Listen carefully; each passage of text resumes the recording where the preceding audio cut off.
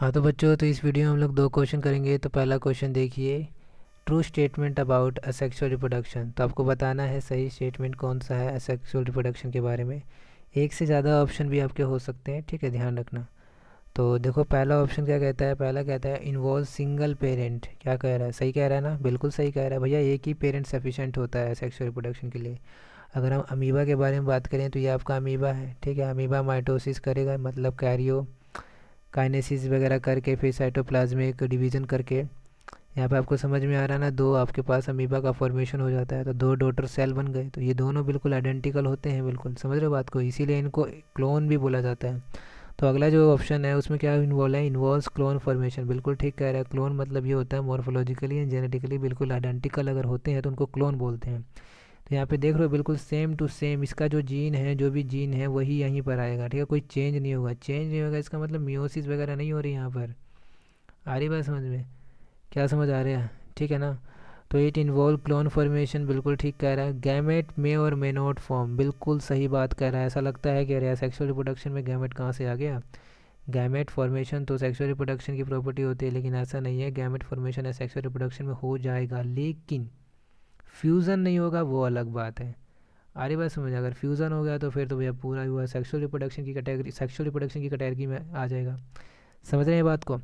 तो इस तरीके से आपका पहला दूसरा तीसरा भी यहाँ पर ठीक होता हुआ दिखाई पड़ रहा है। अगला क्या है, मेजर रोल इन इवोल्यूशन। अरे भैया, जब इवोल्यूशन क्या डिमांड करता है, वेरिएशन। जब वेरिएशन हो ही नहीं रहा है, क्योंकि मियोसिस नहीं हो रहा, मियोसिस नहीं होगा तो क्रॉसिंग ओवर कैसे होगा, क्रॉसिंग ओवर नहीं होगा तो चेंजेस कैसे आएंगे। आ रही बात समझ में। तो ड्यूरिंग गैमेट फॉर्मेशन यहाँ पर क्रॉसिंग ओवर वगैरह होती है ना। जब मियोसिस वगैरह होती है आपके, जब जर्म सेल में मियोसिस होता है, मियोसिस होता है तो उसमें होता है क्या, यही तो होता है, क्रॉसिंग वगैरह होता है जिससे जीन वगैरह एक्सचेंज होते हैं, ठीक है। तो वो वाला काम आपका माइटोसिस में होता ही नहीं है, क्योंकि माइटोसिस आपका होता है सेक्सुअल रिप्रोडक्शन में। तो वेरिएशन कहाँ से आ गया, वेरिएशन नहीं आएगा तो इवोल्यूशन की बातें तो इससे रिलेटेड हो ही नहीं सकती है। आ रही है बात समझ में, ठीक है। तो ऑप्शन डी गलत हो जाएगा, बाकी ए बी सी आप इसको सही कर लेंगे, ठीक है। अगले क्वेश्चन की तरफ मुड़ते हैं। हाँ तो बच्चों नेक्स्ट क्वेश्चन भी देख लेते हैं। ट्रू स्टेटमेंट बताना है। तो life span of people is 2000 year because of its complexity. तो बिल्कुल गलत बात बोल रहा है, ये स्टेटमेंट बिल्कुल गलत है। अगर ऐसा होता है, जैसे आपका क्रो होता है वो आपका 15 ईयर के आसपास जीता है, और जो पैरट होता है वो 140 ईयर। तो इन दोनों में इतना डिफरेंस होता है, लेकिन कॉम्प्लेक्सिटी लगभग सेम ही है ना। जितना साइज़ पैरट का होता है, या फिर यहाँ पे अगर साइज़ भी बोलता तो भी गलत हो जाता। जितना साइज़ पैरट का होता है और कौवे का होता है, दोनों का सेम ही रहता है लगभग। तो कॉम्प्लेक्सिटी तो सेम ही है, उसके बावजूद भी इनके जो लाइफ स्पैन में अंतर देख रहे हो कितना है, ठीक है। तो इसलिए हम कह सकते हैं जो कॉम्प्लेक्सिटी कह लीजिए या फिर साइज़ ऑफ ऑर्गेनिज्म कह लीजिए, वो डिसाइड नहीं कर सकता है कि उसका लाइफ स्पैन कितना होगा। क्लियर है इतनी बात। अगला जो स्टेटमेंट है उसको समझने की कोशिश करना, ठीक है। Asexual reproduction is only in simple body organism, बिल्कुल गलत कह रहा है। हमने देखा है सेक्सुअल रिप्रोडक्शन हायर ऑर्गेनिज्म में भी, जैसे प्लांट वगैरह में सेक्सुअल रिप्रोडक्शन होता है। आ रही बात समझ में। तो ये मत सोचना है एल्गी, क्या कहते हैं, बैक्टीरिया या फिर जो फंगस है, फंगी है, इन्हीं में आपका सेक्सुअल रिप्रोडक्शन होता है। हायर जो ऑर्गेनिज्म है जो बिल्कुल कॉम्प्लेक्स है, उनमें भी आपका सेक्सुअल रिप्रोडक्शन इन्वॉल्व होता है। तो ये बिल्कुल गलत कह रहा है ये भी बात। ओनली वर्ड, जहाँ भी ऐसी ऐसी बात करें ना, ओनली, है ना, तो ऐसी ऐसी बातों पे आपके कान खड़े हो जाने चाहिए, ठीक है। हो सकता है वो स्टेटमेंट गलत हो या फिर सही हो, जो भी है। अच्छा तीसरा देखिए। अच्छा ये तो आपका स्टेटमेंट गलत हो गया, ये भी गलत हो गया।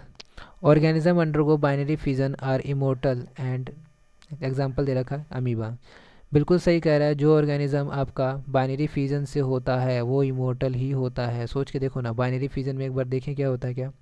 जैसे कि अमीबा है, अब ये जो अमीबा है, ये अमीबा ले लिया आपने, ठीक है। इसमें क्या होता है, यही एज अ पेरेंट, ये जो पूरा बॉडी है यही रिप्रोडक्टिव यूनिट की तरह काम करती है। हाँ ठीक है, और ये किस फॉर्म में टूट जाएगी, टू डॉटर सेल में टूट जाएगी, ठीक है।